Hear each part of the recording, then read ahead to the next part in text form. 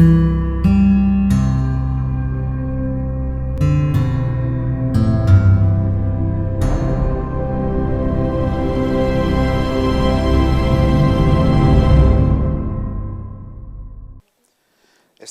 en el módulo 19 de antienvejecimiento. Tenemos ahora con nosotros al profesor Darío Acuña Castroviejo, que es catedrático de la Facultad de Medicina de la Universidad de Granada. El profesor Acuña lleva muchos años trabajando con melatonina, viendo cómo ésta es capaz de influir en muchas áreas del envejecimiento y nos va a contar precisamente algunos de sus trabajos. Adelante, doctor Acuña. Muchas gracias.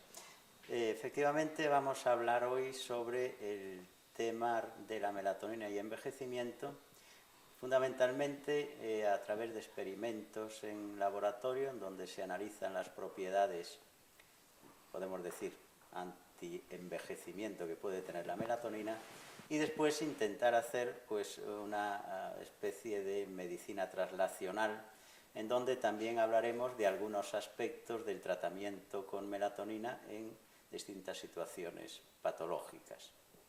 Bueno, en primer lugar, tenemos que comentar que, supongo que ya es algo que se ha tratado en este curso anteriormente, qué es el envejecimiento, en qué consiste, y por tanto ahí no voy a abundar más. Simplemente hay una pérdida de capacidades funcionales del organismo, físicas y cognitivas, que es lo que lleva al deterioro funcional durante el envejecimiento. Desde el punto de vista particular de la melatonina, hay dos cosas principales que hay que tener en cuenta. Uno es que la melatonina se encarga de adaptar el organismo al medio ambiente. A través de mecanismos cronobiológicos, la melatonina actúa como un sincronizador para todo el organismo de lo que está pasando fuera. Y por eso, la glándula pineal, que es uno de los lugares que producen melatonina, la producen bajo control del fotoperiodo, del ciclo luz-oscuridad. Podemos decir en términos generales que todas las especies animales, sean diurnas o nocturnas, producen melatonina por la noche. Un pico que en la especie humana es alrededor de las 3 de la madrugada y que cada 24 horas se repite, y es una señal que el organismo utiliza primero para contar el tiempo, para contar precisamente esas 24 horas, y segundo para sincronizar sus funciones a este fotoperiodo.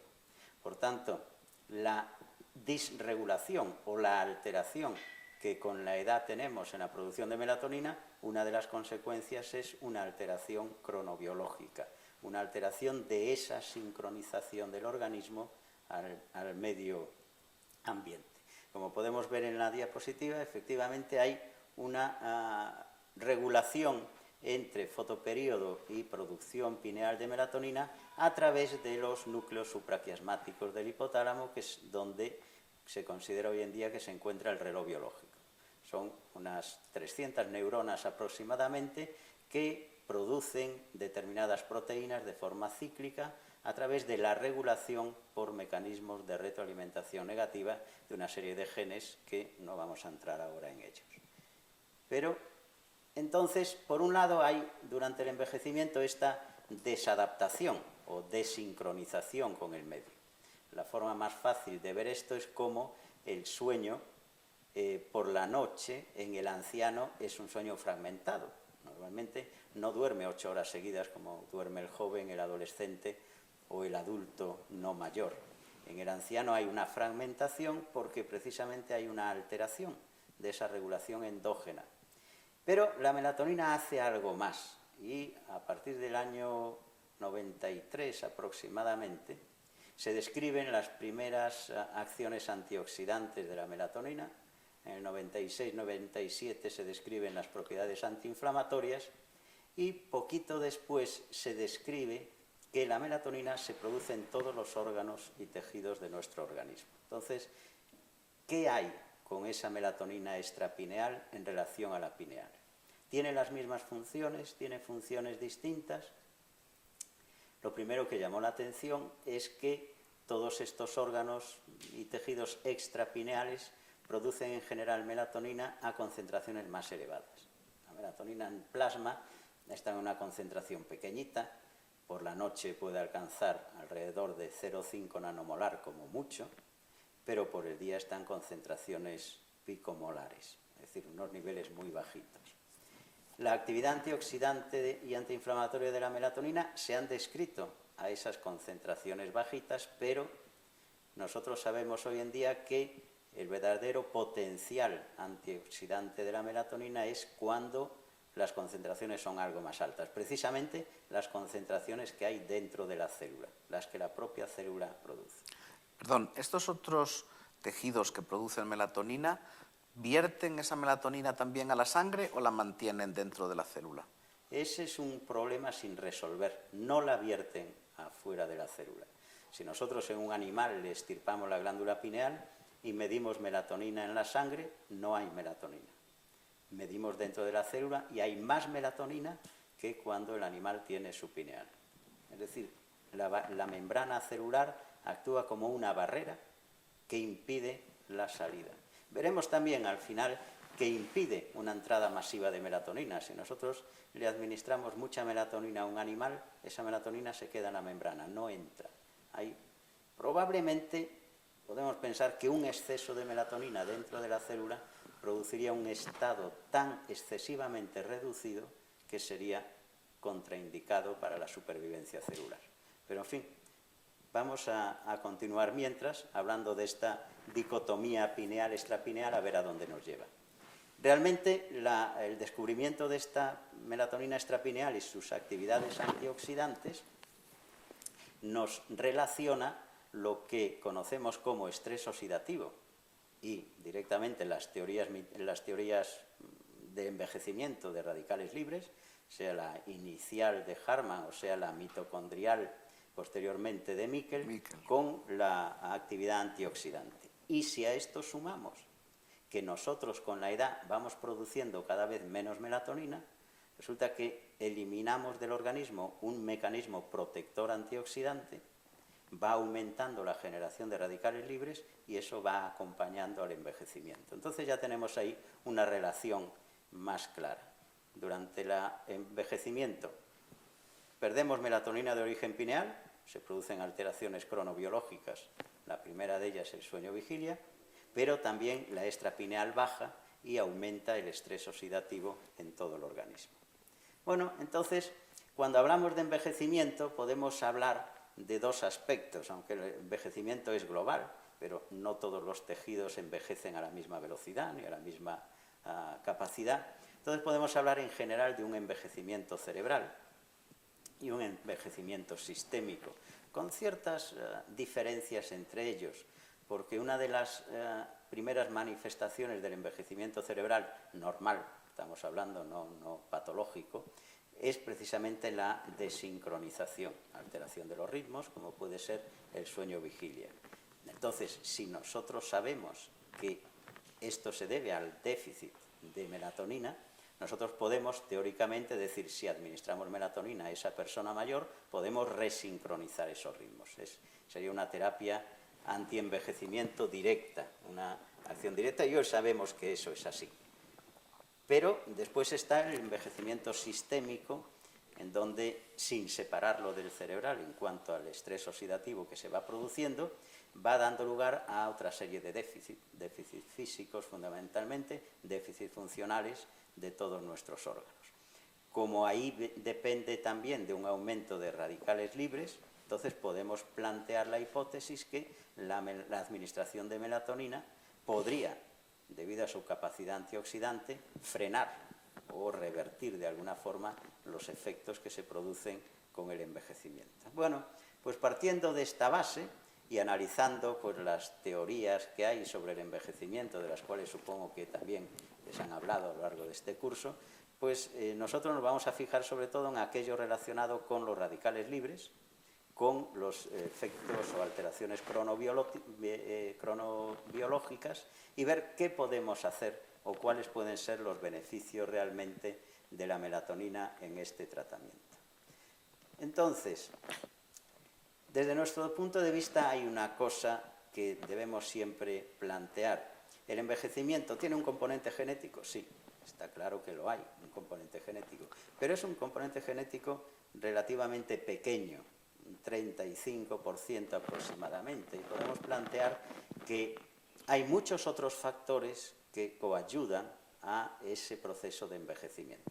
Podemos envejecer más o menos rápidamente en función de todos esos factores ambientales que están afectando al organismo. Pues, lógicamente, vivir en una zona industrial donde hay más tóxicos, pues revierte en una menor salud y en un mayor problema durante el envejecimiento. Vivir en zonas saludables donde no hay contaminación es mucho más positivo. La cuestión es que todo esto vamos empezando a saberlo ahora. Lo difícil es aplicarlo, porque nosotros no le podemos decir a una persona: oye, usted deje su trabajo en la industria y váyase a vivir a los montes suizos, que están muy bonitos, ¿no? Entonces, tenemos que aprender cómo esos factores nos están afectando para intentar contrarrestarlos en la zona allí donde este individuo vive.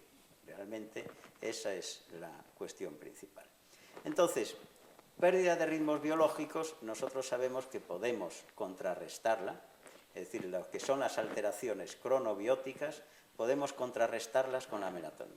Y nosotros sabemos, y tenemos muchísima experiencia, que alteraciones del ritmo sueño-vigilia, el insomnio, que normalmente conocemos, de origen cronobiótico, responde absolutamente bien a la administración de melatonina, incluso a dosis que pueden ser alrededor de 5 miligramos diarios.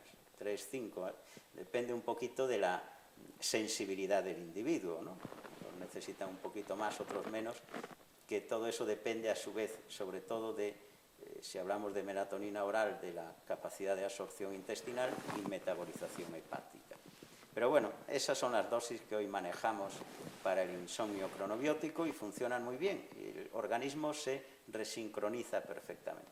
Las dosis que necesitamos para revertir los efectos del daño oxidativo, o contrarrestarlos por lo menos, son algo con lo que todavía estamos estudiando y no hay una dosis tan clara para decir, no, con esto resuelto el problema. Entonces, si hablamos inicialmente de la melatonina de origen pineal, la pineal es una glandulita que está en el centro del cerebro, más o menos, fuera de la barrera hematoencefálica, con lo cual es accesible a todo aquello que vaya en la sangre y puede modificar y alterar la producción de la melatonina por la glándula pineal. Pero lo curioso es que esta glándula, que precisamente responde al fotoperíodo a través de los núcleos supraquiasmáticos que regulan su secreción, segrega melatonina al líquido cefalorraquídeo, a la circulación cerebral y a la circulación sistémica. Todo quiere decir esto que en el mismo momento, a las 3 de la madrugada, hay un pico de melatonina en todos los órganos, en todos los fluidos corporales. Y ese pico de melatonina es una señal que las células, los tejidos o determinados órganos sienten y responden adecuadamente. Es como si dijéramos, a las 3 de la madrugada esa célula pone a cero su reloj y empieza a contar 24 horas hasta las 3 de la madrugada del día siguiente. Es por lo que se dice que la melatonina es o actúa como un reloj endógeno. Marca las pautas que mantienen la actividad cada 24 horas. Bueno, después hay cosas curiosas, como que la concentración de melatonina en el líquido cefalorraquídeo es de 20 a 50 veces más alta que la concentración plasmática, lo cual fue lo que dio lugar a empezar a ver si había otras fuentes de producción de melatonina. Hoy en día sabemos que efectivamente al líquido cefalorraquídeo los plexos coroideos vierten melatonina porque la producen y en más cantidad que la pineal. Pero quiere decir eso que el cerebro quizá esté bañado por más cantidad de melatonina, lo cual es importante porque probablemente actúa como un protector, toda esa melatonina en exceso, digamos, con respecto a la que tenemos en sangre. Aprovecho para hacerle una pregunta. En estos momentos acaba de comentar cómo la melatonina se produce en la glándula pineal, cómo se produce también en los plexos coroideos o en otras zonas del cerebro, pero la melatonina que luego utilizamos desde el punto de vista farmacológico no tiene ese origen, ¿verdad? ¿De dónde es? ¿De dónde se obtiene? La que administramos. La que administramos, efectivamente. Sí. desde luego, la primera melatonina se aisló de glándulas pineales, pero para conseguir 3 o 4 microgramos necesitaron 250.000 vacas y 250.000 pineales, con lo cual no es absolutamente rentable.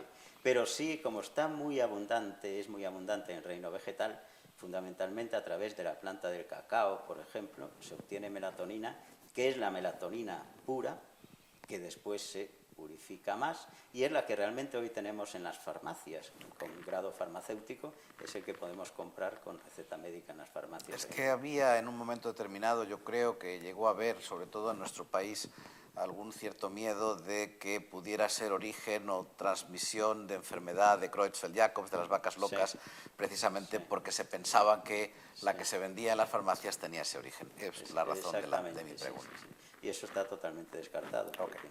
Gracias. Sería carísimo obtenerlo de ahí. Bueno, entonces esta melatonina de la pineal, este pico o ritmo circadiano de melatonina que se está produciendo en todas partes, ¿cómo regula las cosas? Pues uno de los experimentos que hicimos fue con ratas, lógicamente, medir cómo los ritmos de receptores de neurotransmisores y de la secreción de los propios neurotransmisores se produce en el cerebro. Y efectivamente comprobamos que los receptores de muchos neurotransmisores siguen un ritmo circadiano, marcado por la pineal, porque si yo estirpo la pineal a la rata, desaparece el ritmo de esos receptores, igual que desaparece el ritmo de los neurotransmisores. Y por eso la melatonina produce una depresión del sistema nervioso central por la noche, cuando aumenta, y es una de las responsables precisamente de esa disminución de la actividad y de inducción del sueño. Y al contrario, cuando la melatonina ya está bajita por el día, entonces se produce una mayor actividad del cerebro. La melatonina está regulando los receptores de neurotransmisores, excitadores e inhibidores. Glutamato, principalmente, es el excitador más importante de nuestro cerebro, y el GABA, que es el inhibidor más importante. Entonces, mantiene un balance entre estos dos neurotransmisores y sus receptores y mantiene ese equilibrio de actividad. Pero va más allá. Realmente, nosotros podemos comprobar cómo los receptores, el neurotransmisor dopamina, en el estriado de la rata, sigue un ritmo circadiano también, que desaparece cuando le quitamos la glándula pineal. Y esa alteración del ritmo de melatonina tiene mucho que ver con alteraciones de la vía nigrostriatal, que modula o perfila nuestro movimiento y que está relacionado también con algunas patologías de tipo parkinsoniano. Entonces, el adecuado funcionamiento de nuestro sistema nervioso central requiere que todos los neurotransmisores y sus receptores se estén produciendo de manera coordinada. Y sincronizar todo eso no es nada fácil. Pero podemos vislumbrar que podría ser relativamente fácil si hay una molécula como la melatonina, que a las 3 de la madrugada marca un pico y todos se ponen de acuerdo para que esa hora es la hora cero en donde todos tienen que empezar a moverse, hasta las 24 horas, que serían las horas cero del día siguiente. Y esto es algo que realmente funciona así. Y al funcionar así permite que nuestra actividad cerebral también mantenga un ritmo. Y un ritmo que puede ser dependiente del individuo. Y aquí entonces podemos empezar a ver algunas cosas interesantes, como es la clasificación, que yo creo que esta mañana se habló también de ella, de los individuos en 3 principales grupos poblacionales. Un 20-25% de individuos que son aquellos que se levantan temprano porque son activos por la mañana, porque tienen, si hacemos una serie de test de tipo cognitivo, de aprendizaje, de memoria, de destreza psicomotora, encontramos que tienen sus máximas capacidades por la mañana y que después por la tarde va decayendo su actividad. Son los madrugadores, que podemos llamarlos, y por la noche ya están tan cansados que realmente no le apetece trasnochar, lo que quieren es dormir. Y por el contrario está el otro grupo, que es el que se levanta tarde, no porque se vaya de marcha, sino porque realmente se acuesta tarde, porque su máxima actividad cognitiva tiene lugar por la tarde. entonces, pues esta clasificación entre madrugadores y vespertinos tiene su causa en una alteración fisiológica del ritmo circadiano de melatonina. Realmente, el grupo central, si hay un 25% de madrugadores y un 25% de vespertinos o trasnochadores, podríamos decir, el otro 50% es aquel que es más o menos flexible, sin llegar a los extremos de uno y de otro. Bueno, este 50% es el que yo comentaba antes, que su pico de melatonina tiene lugar a las 3 de la madrugada. Pero cuando hay un avance de fase en el pico de melatonina, entonces ese pico en vez de las 3 está a las 2 o 1:30, eso quiere decir que estos individuos sienten sueño antes y por tanto se acuestan antes. Y estos son los madrugadores. Pero cuando ese pico de la melatonina en vez de a las 3 aparece a las 4, 4:30 o 5, este margen hace que estos individuos se acuesten más tarde porque sienten sueño más tarde y por tanto todo el resto de su actividad cerebral, todos sus neurotransmisores están condicionados a este retraso en el pico. Y entonces por eso toda su actividad se atrasa. Entonces esto tiene una explicación curiosa filogenética, pero que en el ser humano pues se mantiene todavía. No es necesario. Desde el punto de vista filogenético, esto permitía que las especies animales tuvieran vigilantes de la manada que se van turnando a cada hora del día. En el ser humano no es necesario, pero la filogenia es así. Y como el reloj biológico es un reloj codificado en nuestros genes, pues nuestros genes mantienen esa codificación en distintos grupos poblacionales.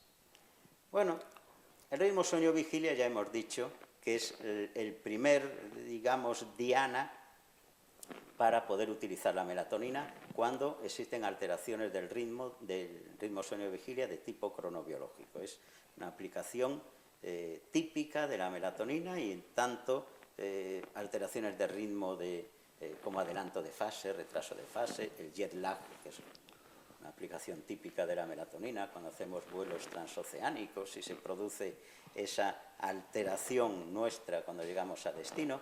Todas estas cosas que son de origen cronobiológico, quiere decir que nuestro ritmo sueño-vigilia está disociado del fotoperiodo, por la causa que sea. Puede ser un viaje transoceánico, puede ser una causa farmacológica, un fármaco que estemos tomando para tratar otra enfermedad, o puede ser cualquier otra causa. Ahí, si nosotros administramos de manera secuencial la melatonina a la hora determinada que queremos administrarla, resincronizamos todas esas funciones. Es una aplicación. Iba a decir que es un equivalente en el ordenador a un reseteado, prácticamente. Algo así, sí. Si al final somos computadoras en acción, más o menos, pero que funcionamos a base de señales, realmente, de señales de ese tipo. Y claro, cuando nosotros hacemos estudios de cómo la administración de melatonina mejora el sueño, porque no es que digamos, bueno, le damos melatonina, resincroniza el ritmo y ya está. Pero la cuestión no es resincronizar, es que se vuelva a conseguir un periodo de sueño que realmente sirva de descanso, ¿no? Y entonces, pues haciendo estudios dosis-respuesta con melatonina, se ve claramente cómo la administración de melatonina reduce enormemente el tiempo o la latencia del sueño, es decir, lo que tardamos en dormir desde que nos acostamos. También reduce el periodo de estados de alerta o de despertar durante la noche, se reduce enormemente y tiende a acortarse un poquito el periodo total del sueño, porque realmente la melatonina lo que hace es inducir un sueño profundo, mucho más profundo, entonces descansamos más y realmente, aunque acortamos el sueño, cuando nos despertamos nos encontramos perfectamente descansados. Y realmente cuando se hacen test subjetivos de sueño a los pacientes en tratamiento con melatonina, todos ellos en el test muestran cómo encuentran que la calidad de su sueño ha mejorado significativamente. Es un sueño más corto pero más intenso. Más intenso, más relajante, ¿no? Y claro, el relajarse durante el sueño implica que durante el día, por un lado, tenemos más actividad, por otro lado, se nos ha quitado componente de ansiedad que teníamos cuando dormimos mal, y todo eso hace que mejoren todas nuestras capacidades y nuestras actividades diarias, ¿no? Eso lo sabemos siempre. Un sueño reparador es lo mejor que podemos tener para que al día siguiente podamos... Sin duda, sin duda. Bueno, tenemos la melatonina. La melatonina tiene una curiosidad, como antes comentábamos, de origen vegetal. Es muy barata, porque son toneladas las que se producen y se obtienen de melatonina de origen vegetal. Aunque después se pueda encarecer un poquito durante el proceso de purificación hasta darle el grado farmacéutico que se tiene para uso humano, realmente eso no es caro. Entonces, por eso, ese es uno de los aspectos por los cuales la melatonina estaba un poquito dejada de la mano de la industria farmacéutica, sobre todo, ¿no? Pero la industria farmacéutica es lista y dice, bueno, yo no voy a invertir en melatonina porque es muy barata, pero puedo invertir en sacar análogos de la melatonina que yo puedo patentar, puedo cobrar más y puedo usar para las mismas funciones y acciones que tiene la melatonina. Y entonces ahí empezaron a sacar una serie de análogos, algunos están en los mercados, como la agomelatina, que sí tiene una característica adicional a la propia melatonina, y es que tiene una actividad antidepresiva. La melatonina tiene un ligero efecto antidepresivo porque reduce un poquito la recaptación de serotonina. Pero unos laboratorios farmacéuticos lo que consiguieron es obtener una molécula similar a la melatonina, aumentando su capacidad antidepresiva, hasta el punto que se han hecho estudios, bueno, ya está en el mercado este fármaco, y se ha utilizado con relativo éxito, hay que verlo de aquí en el futuro, en las depresiones endógenas, que son las depresiones más difíciles de tratar, ¿no? Y tiene un componente interesante, porque cualquier antidepresivo para este tipo de depresiones produce insomnio. Entonces los pacientes depresivos tienen que tomarse el antidepresivo más un hipnótico.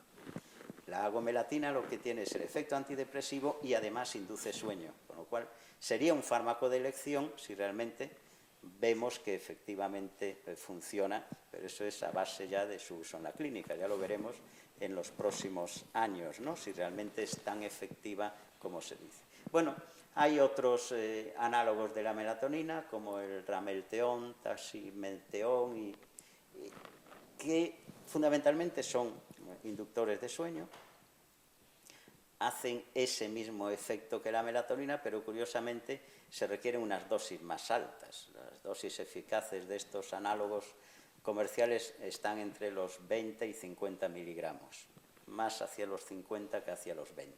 ¿Se ha hecho algún estudio con estos análogos en cuanto a la interacción con los receptores de melatonina, para saber si interaccionan con los mismos y con la misma afinidad?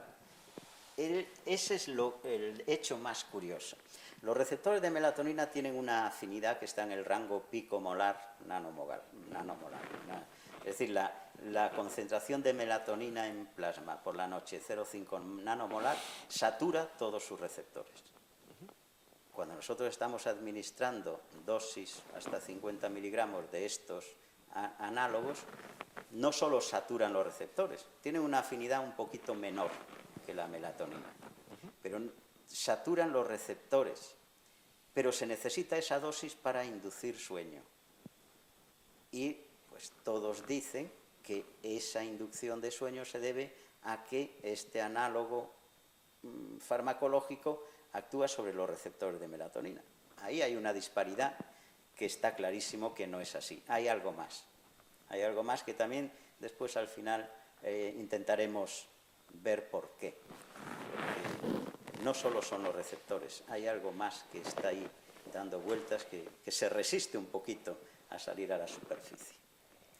Bueno, que las alteraciones de los ritmos son causa de enfermedad, realmente es algo que conocemos y que desde el trastorno afectivo estacional, tan típico, que uno de los tratamientos clásicos era la fototerapia, realmente hoy sabemos que es un trastorno del ritmo y que administrando melatonina podemos resolver perfectamente el estado depresivo, la alteración anímica. Bueno, tenemos algunas otras alteraciones del ritmo que quizá, bueno, podemos ahora mismo pasar un poco por encima, porque son estudios en donde el ritmo se ha alterado, es decir, el origen de la alteración del ritmo no es un origen propio, sino que es una causa que provoca secundariamente alteración del ritmo. Por ejemplo, las epilepsias, donde hay destrucción de tejido nervioso, eso produce un estado de excitotoxicidad que desencadena como efecto secundario un trastorno del ritmo, ¿no? También en estos casos, en casos de epilepsia infantiles, nosotros administrando melatonina hemos sido capaces de normalizar los ritmos biológicos, pero no solamente normalizar, es que al normalizar el ritmo y por tanto normalizar el ritmo de todos los neurotransmisores cerebrales que estaban cada uno yendo por su lado, fuimos capaces de reducir significativamente las convulsiones en la epilepsia.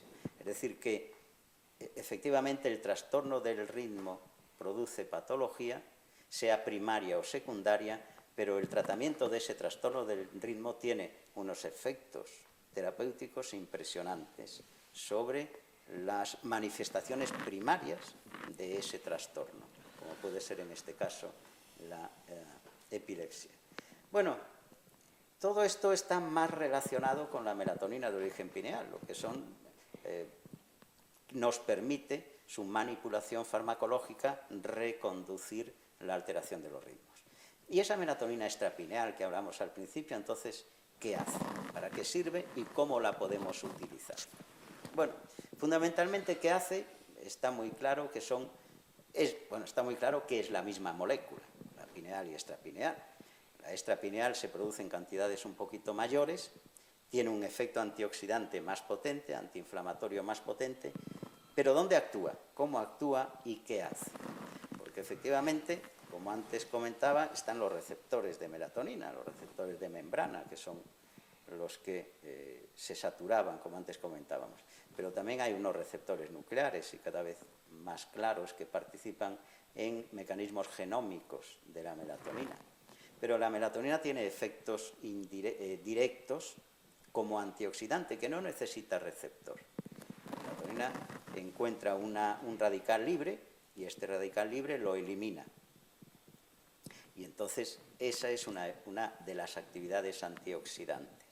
Pero además la melatonina, a través de estos efectos genómicos, produce un aumento de la expresión de enzimas antioxidantes. Y esto es una ventaja impresionante desde el punto de vista terapéutico, porque está claro hoy en día que si yo le doy vitamina C, o le doy vitamina C, o le doy otro antioxidante exógeno a un individuo que está bajo un estrés oxidativo más o menos importante, puedo reducirle ese estrés oxidativo, pero le voy a frenar su respuesta endógena antioxidante. Mientras que si le doy la melatonina, incluso a dosis muy altas, no solo no le voy a frenar su respuesta endógena, sino que se la voy a estimular. Es decir, le estoy dando melatonina, está actuando como antioxidante directo, depurando radicales libres, pero está aumentando su propia defensa. Está estimulando superóxido dismutasa y catalasa, por ejemplo. Claro. Entonces, eso es el beneficio que tiene la melatonina. El organismo no diferencia la melatonina que yo me tomo de la que produce, es la misma molécula y, por tanto, hace lo mismo. Es, en ese sentido, una molécula interesantísima por sus capacidades terapéuticas. Y claro, ¿dónde se producen más radicales libres en el organismo? Pues en la mitocondria, fundamentalmente. Entonces la idea es, la melatonina llega a la mitocondria cuando yo la administro y entonces puede frenar ahí el daño que se está produciendo. Bueno, pues ya nosotros hemos hecho numerosos estudios en distintos modelos experimentales de daño mitocondrial, desde modelos de envejecimiento, modelos de daño agudo como los estados de sepsis inducidos en animales por administración de lipopolisacáridos, que produce una respuesta de estrés oxidativo brutal, que produce la muerte en pocas horas del animal, o en otros estados completamente distintos, pero que llevan al mismo fracaso mitocondrial, como son los modelos de Parkinson. En general, de neurodegeneración. Las causas que producen estas patologías son distintas, pero tienen una misma vía final común, que es el estrés oxidativo mitocondrial, muerte mitocondrial. La mitocondria deja de producir ATP que necesita la célula y la célula se muere.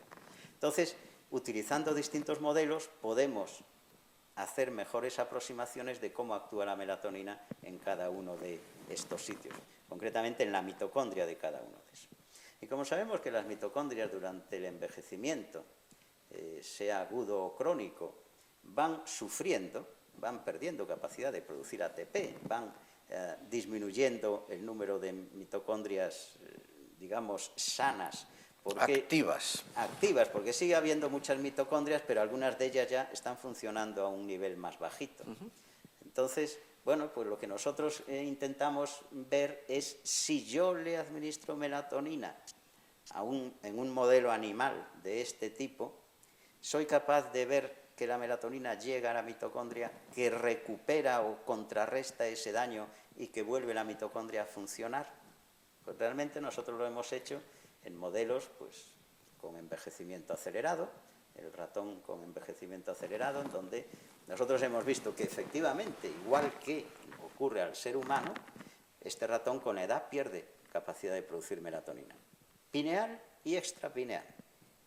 Entonces el ratón se oxida más, tiene menos melatonina. Bueno, si yo lo trato de manera crónica, como si fuera una terapia sustitutiva, le voy dando melatonina en agua de bebida para que no cause ningún trastorno el estar inyectándole melatonina, y a lo largo del tiempo, a lo largo de los meses, yo voy mirando qué le pasa a este ratón.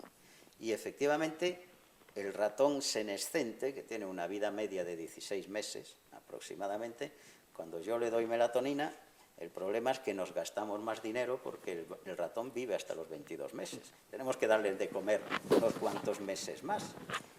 Y se equipara al ratón normal, digamos, en cuanto a longevidad y en cuanto a aspecto morfológico externo, pero lo que es más importante, en cuanto a el funcionamiento de sus mitocondrias, de todos los órganos, sea el cerebro, sea el hígado, sea el músculo, sea el corazón, sea el diafragma.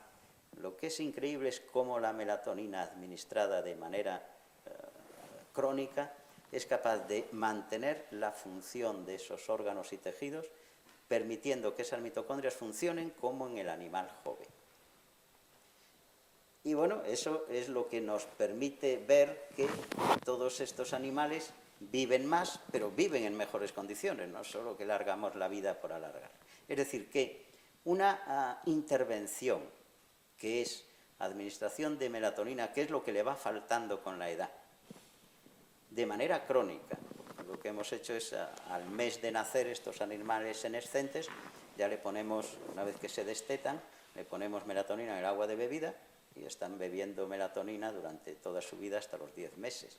Entonces, hemos sido capaces de contrarrestar el problema que tenían de envejecimiento acelerado, haciendo que más o menos, alrededor de un 25% más de supervivencia tienen estos ratones y aumentando correspondientemente la longevidad. Es decir, que los hemos transformado en animales, digamos, bastante más longevos.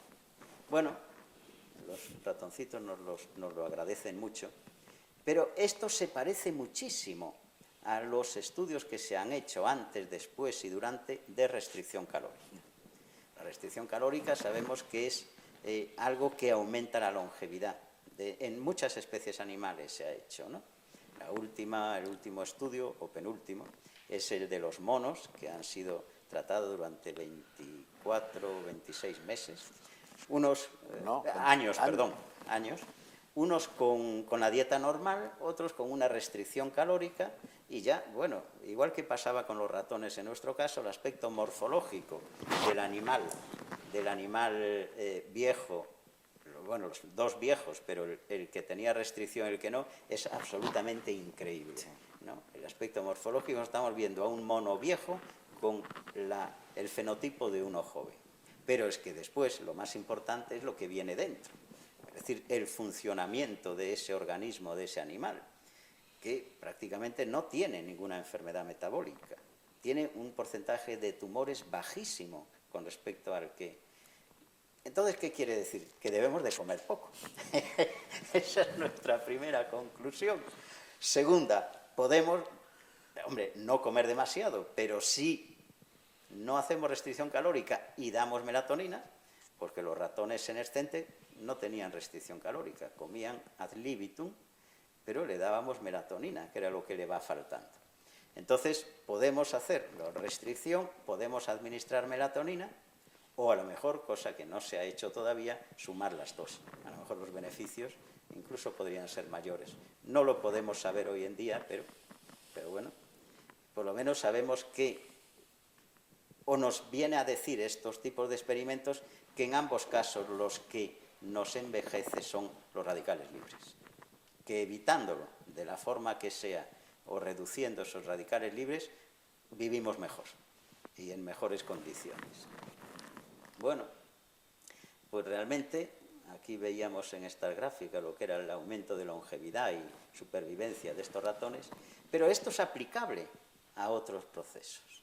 Y es aplicable a aquellas situaciones en donde hay un daño mitocondrial, como antes comentaba, ya que lo que vemos en todos estos modelos es que cuando medimos esa mitocondria, esa función, esa capacidad de producir ATP, todo eso con la melatonina se normaliza.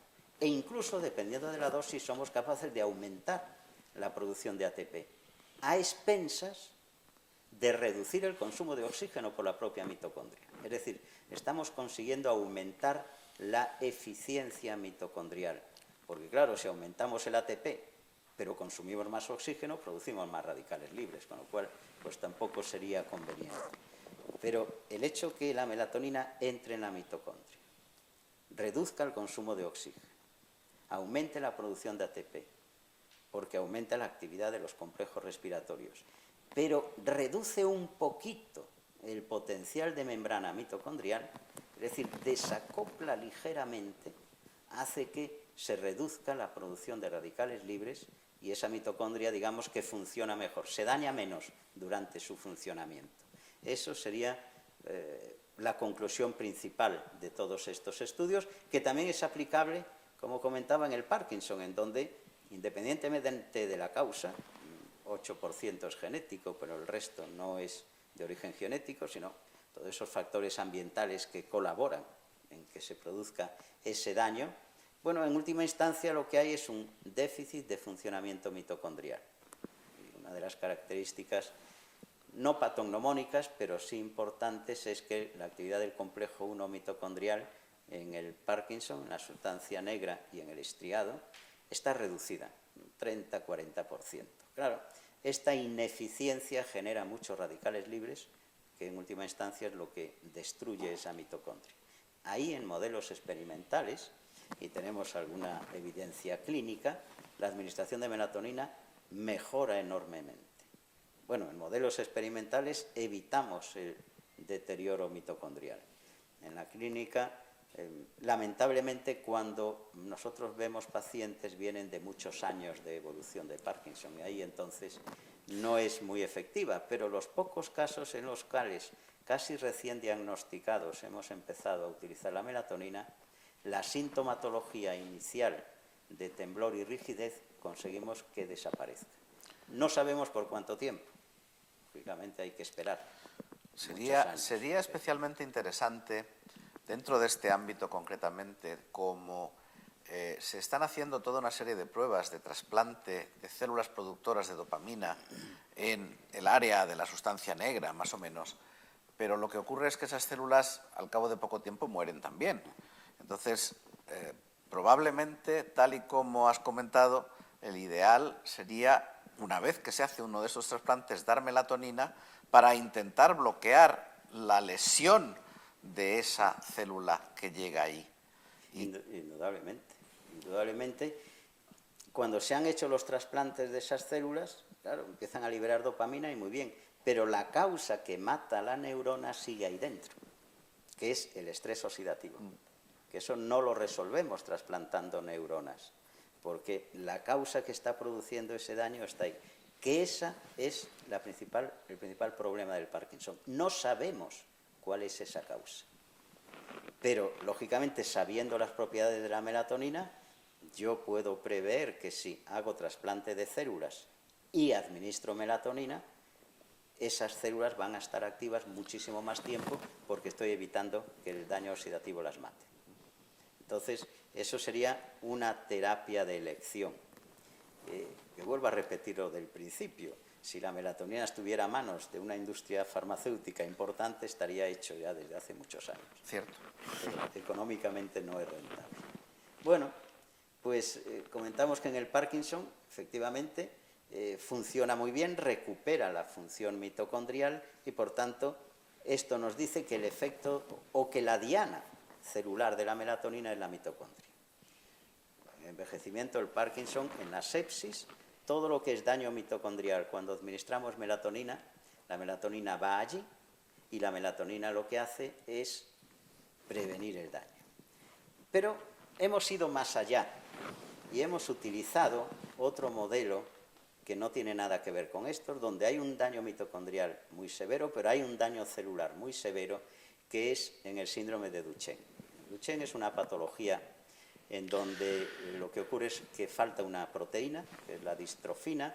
La distrofina es una proteína muy curiosa porque lo que hace es anclar la membrana, el sarcolema, de la membrana de la fibra muscular, al interior de la célula y mantiene un anclaje para evitar que durante la contracción y relajación muscular esa membrana se pueda romper. Pero tiene muchas otras funciones y, entre otras, es que cuando el músculo se contrae, esta proteína, la distrofina, activa la óxido nítrico sintasa neuronal. Y esta produce óxido nítrico. ¿Para qué? Pues cuando hay contracción muscular se produce el bloqueo de los vasos sanguíneos que están irrigando al músculo. Se colapsan. Y eso produce una isquemia. Entonces, cuando el músculo se relaja, la sangre entra de golpe, que es el proceso de reperfusión. Y sabemos que isquemia-reperfusión produce una cantidad de radicales libres enormes. El óxido nítrico, que se produce en cantidades impresionantes durante la contracción muscular, evita que los vasos sanguíneos se colapsen por la contracción del músculo. Entonces, el músculo durante la contracción sigue recibiendo flujo sanguíneo y entonces cuando se relaja no hay la fase de reperfusión porque no hubo isquemia, no hay la fase negativa de la reperfusión porque no hubo isquemia. Claro, cuando falta la distrofina, ¿qué es lo que ocurre? Que no hay óxido nítrico. Entonces el músculo se contrae, sufre isquemia, se relaja, sufre reperfusión y por eso el músculo esquelético esquelético y cardíaco también, de los pacientes de Duchenne sufre un trauma continuo debido a estos radicales libres de la isquemia-reperfusión que termina en la muerte del paciente. Los pacientes de Duchenne hoy en día sobreviven un poquito más, pero no suelen llegar más allá de los 30 años, como a los 20, 22 años, por problemas respiratorios sobre todo, por los músculos intercostales que dejan de funcionar. Entonces nosotros dijimos, bueno, ahí se produce un daño importante debido a radicales libres. ¿Qué pasa si le administramos melatonina? Y bueno, tuvimos la suerte que la Consejería de Salud de la Junta de Andalucía nos financió un ensayo clínico para utilizar melatonina en estos pacientes. Este estudio, podemos decir, es un mini ensayo clínico, fueron 8 pacientes. Este estudio terminó, los resultados, unos se han publicado y otros están en vías de publicación, y realmente lo que encontramos es que, efectivamente, los pacientes con Duchenne tienen un estrés oxidativo enorme. No hemos hecho estudios de biopsia muscular, porque los pacientes ya tienen bastante con lo que tienen, pero hemos hecho indirectamente estudios de estrés oxidativo en plasma e intracelular en hematíes, que nos puede reflejar un poquito el estado global del paciente.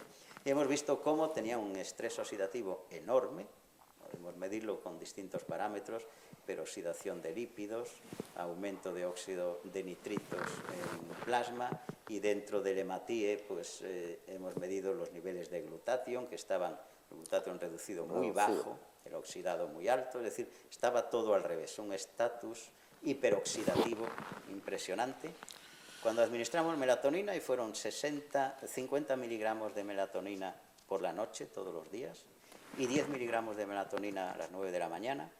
Intentamos mantener la diferencia noche y día normal que existe en un ritmo de melatonina. A partir de los 3 meses, todos los componentes del estado redox se habían normalizado. Y se normalizaron 9 meses después. El estudio duró 9 meses. Y bueno, no solamente se normalizó eso, sino que cuando estudiamos parámetros de daño muscular, de muerte celular, resulta que la creatinquinasa había reducido enormemente, la LDH se había reducido enormemente, la mioglobina se había reducido enormemente, es decir, habíamos reducido la muerte de la fibra muscular esquelética de una manera muy significativa a partir de los 3 meses y sobre todo a los 9 meses de tratamiento. Sí, en una enfermedad donde la atrofia definitiva por muerte de esas fibras musculares lleva a la muerte del individuo por parálisis de las vías respiratorias. Exactamente, exactamente. Entonces, bueno, el estudio este tuvo un impacto enorme en todo el mundo, porque incluso yo presenté estos resultados hace poco, en noviembre, en un congreso de Duchenne, que me invitaron para verlo ahí. Están muy interesados ya y quieren poner en marcha un ensayo clínico con la melatonina a nivel, por lo menos están interesados en Inglaterra, hay una universidad, un hospital en Estados Unidos interesado también en ponerlo en marcha. Yo les dije que yo puedo colaborar en lo que sea, pero yo no soy clínico y yo, por tanto, no tengo directamente acceso a pacientes, sí, quizá a través del hospital, pero al final no sé en qué quedarán estas cosas, ¿no? Pero los resultados son lo suficientemente importantes como para prever que una enfermedad que hoy en día no tiene tratamiento, que el único tratamiento que hay, y es paliativo, es corticoides, prednisona, y que la mayoría de los padres no le dan prednisona a los niños, porque los niños se diagnostican al año y medio, 2 años, y como estén con prednisona toda su vida es peor el remedio que la enfermedad, entonces muchos padres ni quieren darle prednisona a los niños, y entonces esto se ve como una posibilidad de mejorar, porque no solamente se mejora la bioquímica, no solamente reducimos la muerte, sino que los pacientes subjetivamente se encuentran mucho mejor que antes del tratamiento. Y lógicamente todo el proceso inflamatorio que hemos medido a través de la determinación de interleuquinas proinflamatorias en sangre se había reducido. Es decir, la melatonina funciona igual, es decir, su función es antioxidante, antiinflamatorio y por tanto previene todas aquellas lesiones derivadas de ese estatus hiperoxidativo, esté donde esté. Bueno, buscando algunos mecanismos de acción de la melatonina, y creo que con esto podemos ir poniendo punto final a esta charla. Sabemos que es antioxidante directo y quita radicales libres. Sabemos que tiene efecto antiinflamatorio porque a través de acciones genómicas inhibe la expresión de la INOS, de la ciclooxigenasa 2. Bueno, todas esas cosas las vamos sabiendo, pero no sabemos todavía realmente cuál es y dónde actúa o qué puntos de acción tiene. Bueno, sabemos que la mitocondria capta melatonina y que dentro de la mitocondria la melatonina tiene esos efectos importantes, pero claro, cuando empezamos a ver todas las cosas que mejoran la mitocondria, bueno, pues resulta, ¿qué tiene que haber? Pues un aumento normalmente de biogénesis mitocondrial para contrarrestar lo que es la muerte mitocondrial por mitofagia, que es un proceso de recambio normal, pero durante estrés oxidativo es mucho más elevado. Entonces, ¿quiénes participan en todo este proceso? Bueno, pues ahí ya es cuando la cosa se complica enormemente, porque empezamos a ver este gen, el otro, desde el PGC1-alfa, que es el que más o menos directamente puede inducir biogénesis mitocondrial, hasta muchos otros responsables. Pero detrás del PGC1-alfa hay muchos otros genes y otras proteínas que están regulándolo. Entonces, claro, hay que irse al principio, hay que empezar a estudiar, bueno, desde el principio, todas estas vías, por dónde está la melatonina actuando. Y nosotros estamos empezando a vislumbrar ya algunas cosas interesantes de todo esto. Y entonces hemos visto cómo, volviendo a lo del principio, resulta que si yo le administro en cualquiera de estos modelos de envejecimiento o de enfermedad, por ejemplo, 30 miligramos por kilo de melatonina a un ratón, yo sé que le produce unos niveles plasmáticos pues, muy por encima de lo fisiológico. Y esos miligramos de melatonina están saturando completamente todos los receptores de membrana de todo el ratón. Y sobra melatonina. Y entonces yo veo que, por ejemplo, si le induzco sepsis a ese ratón, se muere. Si le doy 30 miligramos por kilo, no se muere. Pero si yo a este ratón le bloqueo los receptores de melatonina, resulta que hay una serie de cambios dentro de la célula que no se producen. Y fundamentalmente es el traslado del receptor nuclear de melatonina, el nombre es ROR, este está normalmente en el citosol, cuando yo doy melatonina lo pasa del citosol al núcleo y allí ejerce efectos genómicos. Si le doy lucindol eso no ocurre, pero la melatonina sigue teniendo efectos antisépticos. Es decir, que si solo fuera un efecto por los receptores, con darle 1 miligramo de melatonina tendría suficiente. Quiere esto decir que esa es una vía, pero otra vía de señalización de la melatonina es independiente del receptor, y por lo que estamos viendo ahora es que la melatonina entra en la célula, se va a la mitocondria, reduce el estado redox dentro de la mitocondria, y la reducción del estado redox de la mitocondria es la señal para reducir el proceso inflamatorio. Se ha hablado mucho tiempo porque cuando hay daño mitocondrial hay inflamación. ¿Qué es lo primero? ¿Inflamación o daño? En el Parkinson hay daño mitocondrial y hay inflamación. Se pensaba, bueno, pues hay un proceso inflamatorio, hay un daño mitocondrial, produce muerte celular, reacción inflamatoria, desencadena más daño mitocondrial. Bueno, pues ahora parece que no, que eso se acabó, que lo primero es la mitocondria.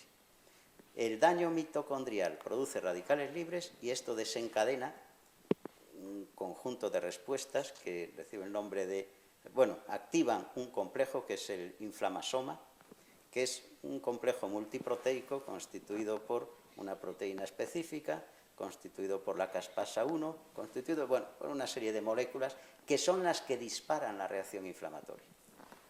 Si yo corto el daño oxidativo de la mitocondria, ese inflamasoma no se produce, no se activa y no hay inflamación. Así que lo que nosotros estamos viendo es que precisamente la melatonina, independientemente de esa acción genómica, quizás sea la menos importante, porque aunque yo la bloquee, sigue ejerciendo efectos antiinflamatorios, se va a la mitocondria, reduce la generación de radicales libres, reduce la activación del inflamasoma y permite la supervivencia celular. ¿Cómo es capaz la melatonina de llegar hasta la mitocondria? Porque realmente, aunque su estructura molecular es una estructura de pequeño tamaño, etcétera, pero se requieren, digamos que, unas características muy especiales para poder llegar hasta allí. Sí, y ojalá lo supiera. Eso es otro de los enigmas, porque precisamente la última diapositiva que quería poner sobre los resultados estos tan curiosos es que de alguna forma, y esa es otra de las cosas que estamos estudiando ahora mismo, la membrana de la célula regula la melatonina que entra o que sale. Hablábamos antes que si yo le quito la glándula pineal a un animal, no tiene melatonina circulante, pero dentro de la célula hay. Es decir, en la membrana celular hay algo que impide que esa melatonina se escape. Pero si yo le doy hasta 200 miligramos por kilo que le inyecto a una rata de melatonina, resulta que dentro de la célula no hay ni la 10ª parte de esa melatonina. Si yo mido la melatonina que hay en la membrana, le hago homogenizo el tejido, hago una separación de cada una de las fracciones subcelulares, la melatonina tiene cantidades impresionantes, la membrana tiene cantidades impresionantes de melatonina que no ha entrado al citasol. Y solo cuando, por ejemplo, cuando yo empiezo a partir de 10, 40 miligramos por kilo de melatonina, consigo que empiece a aumentar la melatonina dentro de la mitocondria.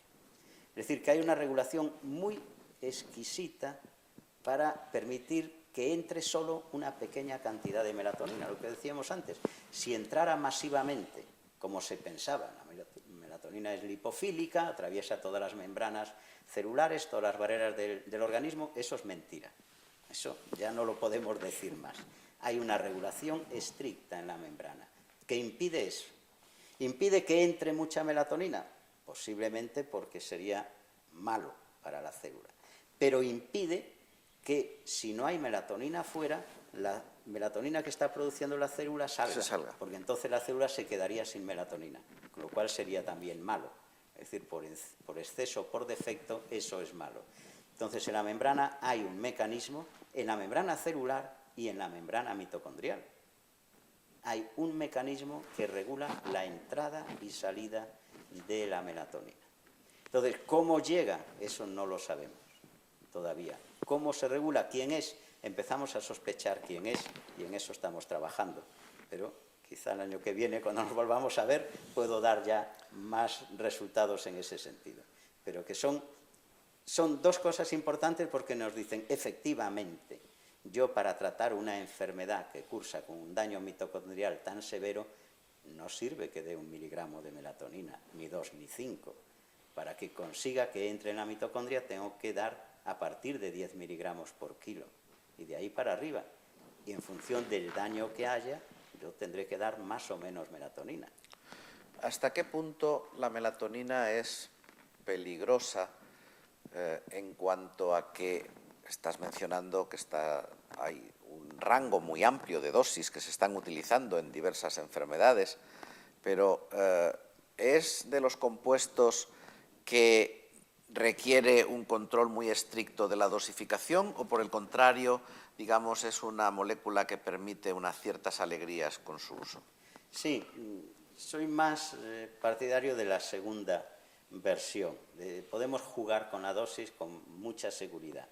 Y ahora con estos resultados de distribución subcelular, porque tampoco la melatonina entra al núcleo, aunque demos dosis muy altas. Pasa como con la mitocondria. En el núcleo dice hasta aquí, no entra toda la que quiere, no hay una distribución homogénea, hay un freno. Entonces, ese freno precisamente es algo que probablemente nos permite jugar con dosis altas de melatonina sin riesgo de producir ningún tipo de intoxicación. De hecho, no hay una dosis letal 50 clara de melatonina, pero se hablaba de alrededor de 70 gramos por kilo en la rata, que quiere decir que en el ser humano sería pues media tonelada de melatonina, ¿no? Es decir, que es absolutamente segura. Podemos jugar con la dosis en función del grado de estrés oxidativo que queramos tratar. Ya digo, para alteraciones cronobióticas con dosis pequeñas es suficiente, pero para las alteraciones de daño oxidativo mayores. Y sí tenemos que tener ciertas precauciones con la melatonina, en el sentido de que en algunas patologías debemos de administrarla con cuidado, porque una de las características añadidas de la melatonina es su estimulación del sistema inmunológico. Entonces, bueno, pues si hay alguna enfermedad autoinmune, corremos el riesgo de que pueda agravarla. De hecho, en algunos casos sí se ha agravado. Y entonces, si vamos a administrar melatonina con un control muy exhaustivo de la patología para evitar esos efectos secundarios. Quizá el que no entre más melatonina tanto a la mitocondria como al núcleo es un mecanismo de defensa para evitar que interfiriese de una manera todavía más drástica en los grupos productores de energía dentro de la propia mitocondria, porque si de alguna manera secuestrase al oxígeno que es necesario para los complejos mitocondriales, se paralizaría o incluso llegaría a morirse la célula, ¿no? Claro, y por otro lado también el óxido nítrico que hay dentro de la mitocondria es un regulador fisiológico de la respiración a nivel del complejo 4. Compite con el oxígeno, pero ese óxido nítrico también puede ser eliminado o depurado por la melatonina, con lo cual dejaría de regularse y podríamos pensar que estaría en ese sentido en una mayor actividad continua. Pero si por el otro lado la melatonina está frenando el consumo de oxígeno, se produciría un desbalance en la cadena respiratoria. Es decir, es exceso y defecto. Tenemos la ventaja que fisiológicamente ya la célula está regulando lo que nosotros damos, cosa que con muchas otras moléculas o fármacos no ocurre y por eso hay ese componente de toxicidad que con la melatonina no existe. Y finalmente, ¿en qué enfermedades, en qué procesos patológicos se están haciendo estudios en estos momentos con melatonina? Has mencionado la enfermedad de Duchenne, pero has mencionado también el Parkinson. Sí, pero por ejemplo, ahora mismo en España, autorizados por el Ministerio de Sanidad, hay 3 ensayos clínicos en marcha. Uno lo tenemos nosotros en marcha en Granada, con el Hospital Virgen, la Residencia Sanitaria Virgen de las Nieves, en pacientes de sepsis en la UBI. La sepsis sigue siendo la primera causa de muerte en la UBI de cualquier hospital del mundo. Además, no hay tratamiento de elección. A veces funcionan, a veces no. Por eso sigue una mortalidad muy alta. En vista de todos los resultados nuestros en modelos experimentales, nos han autorizado y está en marcha ahora mismo. Realmente llevamos mucho tiempo con la primera parte, que es la burocrática. Es impresionante y sobre todo la preparación de melatonina para uso intravenoso, que no había comercializada. Tuvimos que partir de cero, hacer todos los estudios de estabilidad, de apirogenia, de la preparación, todas esas cosas que nos pide la Agencia Española del Medicamento y que, bueno, vamos haciendo y ya la hemos terminado. De hecho, la preparación es muy estable y la hemos patentado, ¿no?, en ese sentido. Después, en Zaragoza hay otros 2 ensayos clínicos autorizados, uno en sepsis también, y además estamos en colaboración, y otro en trasplante hepático entre pacientes. Pues se acaba de autorizar ahora mismo. Acaban de autorizar. Entonces, al donante le van a administrar melatonina antes de extraer el hígado y al receptor también, lógicamente. Y además se va a poner melatonina en el líquido de conservación, de preservación, ¿no? Eso que quise hacer yo hace un tiempo. Sí, pues ahora le han dado permiso. Es decir, el aspecto positivo es que parece que desde el Ministerio de Sanidad, bueno, ya no depende tanto del Ministerio de Sanidad, el Instituto Carlos III, porque estos son proyectos del FIS, pero bueno, que están valorando positivamente las perspectivas terapéuticas de la melatonina. Y entonces ya, desde la autorización de melatonina en Europa, hace 3 o 4 años, hasta ahora, pues bueno, ya podemos empezar a trabajar con más tranquilidad en los usos clínicos y los ensayos clínicos, ¿no?, que será lo que realmente nos dé las dosis adecuadas que después tendremos que utilizar en cada patología, indudablemente. Muchas gracias, doctor Acuña. Creo que la melatonina es, sin duda, un compuesto extremadamente interesante que tiene o juega en su contra, como has dicho, el tema de ser un producto natural y de bajo precio, pero eso no reduce en modo alguno su interés farmacológico real y solamente probablemente retrasa su aplicación por falta de las inversiones adecuadas. Muchas gracias de nuevo. Un placer.